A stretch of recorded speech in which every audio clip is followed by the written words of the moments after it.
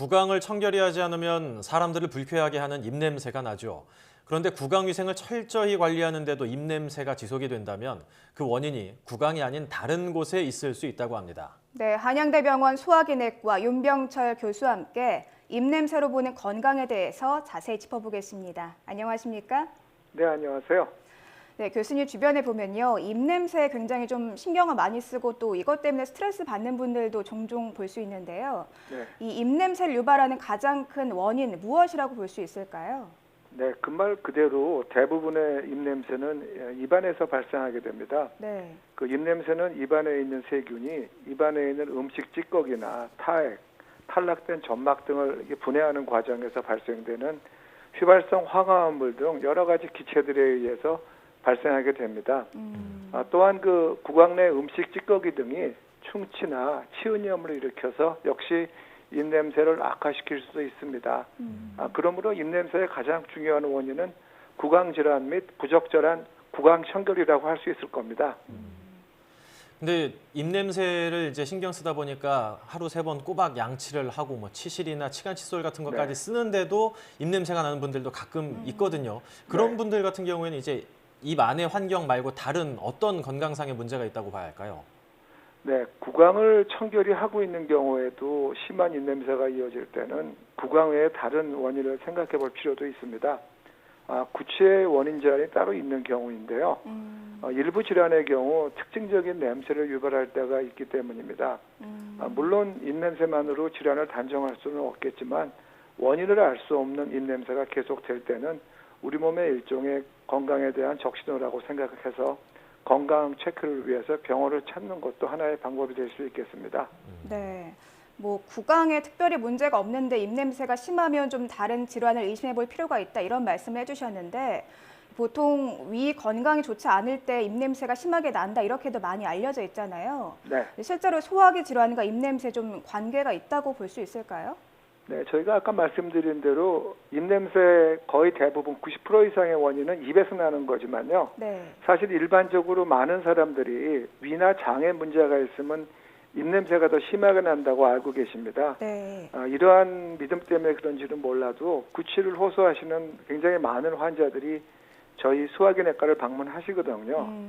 하지만 실제로는 식도로가 하는 기관이 열려있는 호스 같은 기관이 아니고 언제나 닫혀 있고요.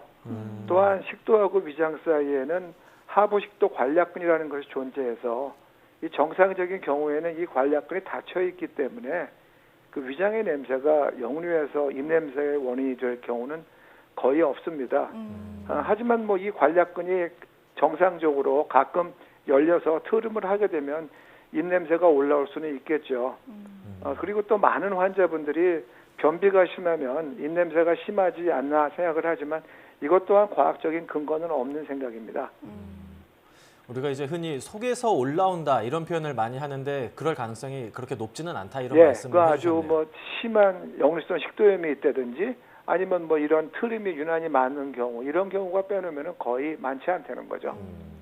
그런데 또 이제 당뇨, 신장 질환, 또 간질 환자 이런 분들 경우에도 입에서 좀 냄새가 날 수 있다고 들었는데 어떤 냄새가 어떤 방식으로 나는 건가요?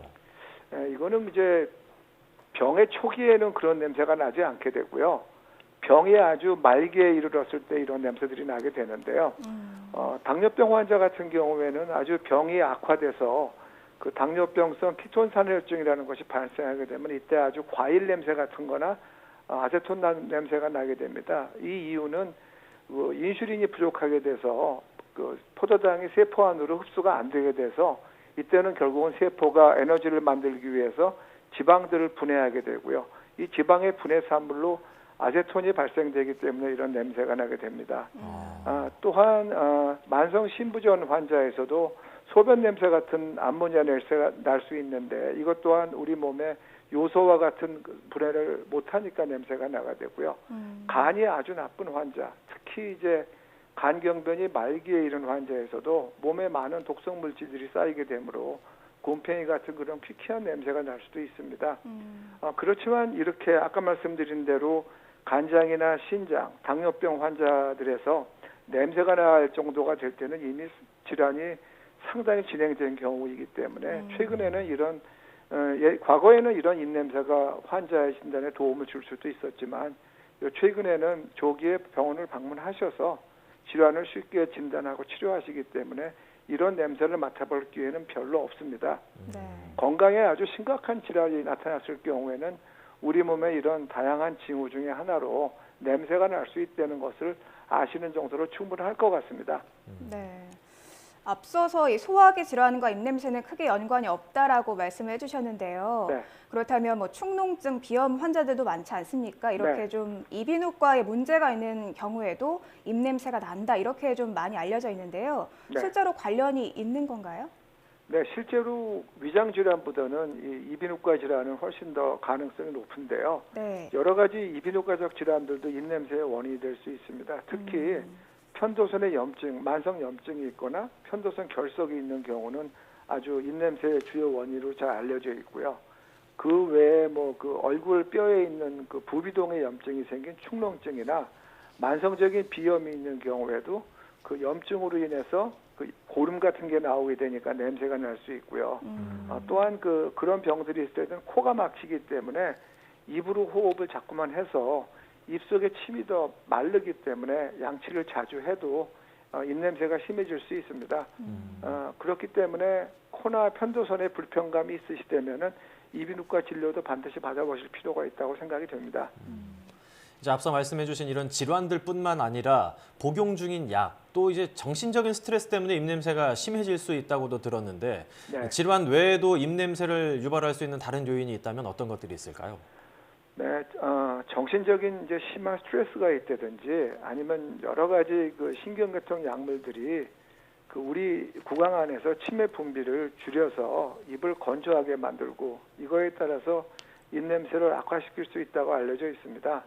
또 그거 외에도 뭐 흡연이나 알코올도 입을 건조시켜서 입냄새를 심하게 할 수 있고요. 또 요즘 가장 이제 문제가 되는 것 중에 하나는 나이 드신 분들이 많이 오시는데 나이 드시게 되면은 그거에 따라서 입안에 침 분비도 줄게 되거든요. 이것 또한 입냄새를 악화시키는 원인이 됩니다. 그러니까 평소에 입이 건조하지 않도록 소량의 물을 조금씩 마시고 뭐 껌 등을 씹는 것도 입냄새를 줄일 수 있는 좋은 방법이 될 수 있을 겁니다. 네. 아무래도 입냄새가 심하면 대인관계를 할 때도 좀 걱정이 되고 스트레스를 받기도 쉬울 것 같은데요. 평소에 조금 관리를 잘 하려면 어떻게 하는 게 좋을까요? 네, 기본적으로 뭐 아시는 대로 입냄새를 줄이기 위해서는 구강청 상태를 깨끗이 하는 것이 가장 중요하겠죠. 네. 아까 말씀하신 대로 칫솔질을 잘 하셔야 되고 치간 칫솔이나 치실을 적절히 사용해서 하는 습관도 필요하고요. 그리고 뭐 구강 청결제를 사용하는 것도 도움이 될 수 있고, 그리고 우리가 아는 것보다 혀가 상당히 그 구취를 많이 발생시킬 수 있으므로 적절하게 혀를 닦는 것도 매우 중요합니다. 그리고 뭐 껌을 씹는다든지 자주 물을 마셔서 입을 건조하게 하지 않고 입냄새를 심하게 하는 마늘, 양파 같은 음식을 피하시고 금연을 하시면 좋은 효과를 보실 수 있을 겁니다. 그리고 또한 구강을 이렇게 청결하게 유지를 해도 계속 냄새가 난다면 몸에 다른 질환이 동반되지 않았나 살펴보시고 치과나 이비인후과, 내과 등을 찾아보시는 것도 좋습니다. 그리고 치과적인 질환이 제일 중요할 텐데요. 치주염이나 충치 등이 동반된 경우는 입냄새가 더욱 심해지니까 치과를 꼭 방문하셔서 먼저 진료를 보시는 게 중요하다고 생각이 됩니다. 네.